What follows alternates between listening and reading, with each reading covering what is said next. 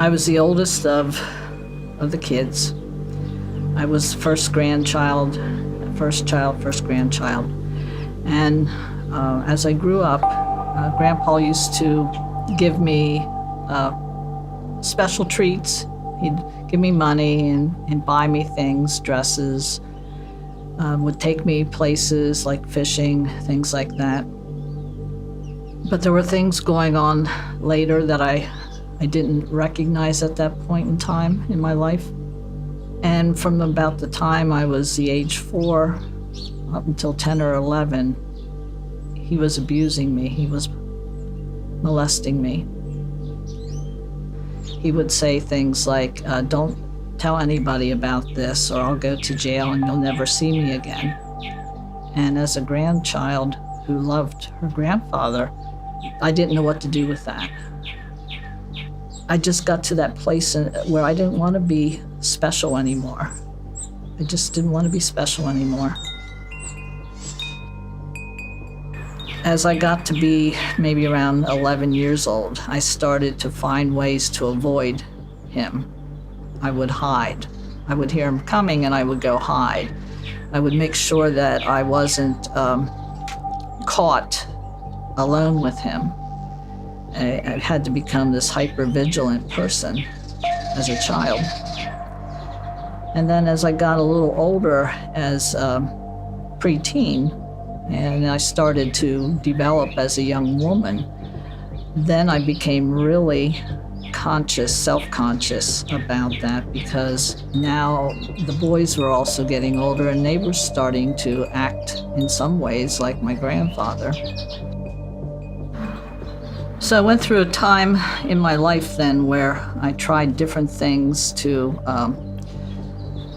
bring comfort to me, because I was just feeling less than, and I turned to alcohol at times. I would read explicit books, watch videos that had some pornographic material in them. I always felt like I was like a ball in a pinball machine. I just bounced off of one thing after another, trying to find normal. I had found something in the newspaper that someone wrote to Dear Abby. And in that clipping, it said, "Dear Abby, my grandfather has been molesting me." And I had cut that out and carried it around in my wallet for quite a while, never sharing it with anybody. One day I was walking with a friend from work, but on this walk, I finally got the courage up to take it out of my wallet, and I handed it to her. And she read it and she said, "Did you write this?" And I said, "No, I didn't, but I could have." I thought it was time to share with my family, my mom and dad, that I had been abused. My mom said she also had been abused. And for the first time, I felt like I was validated that what I was remembering or thought I remembered was true, because it happened to her as well. It took me 36 years to have the courage to finally speak about it.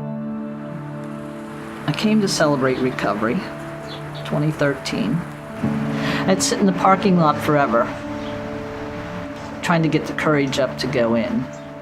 And we'd go around and say, who we were and what we struggled with. I started saying that I'm Gail and I'm a survivor of abuse, and I struggle with, and I just stop and I said, I struggle. That's all I knew to say at that point in time. I struggled.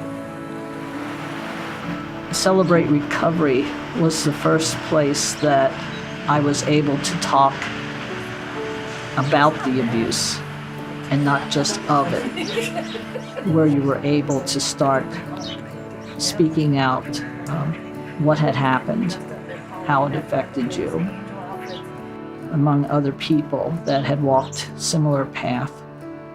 And it just started to do some healing in my heart, to be able to finally have a place to be able to speak those things and not feel awkward about it. And that's where the real healing began, going through the step studies, doing the inventory of the things that had happened and what you had done, and getting it out and opening up that door for healing, for Jesus' healing to come into your heart and your being. That's where it began. Yes, Celebrate Recovery has been such a blessing to me.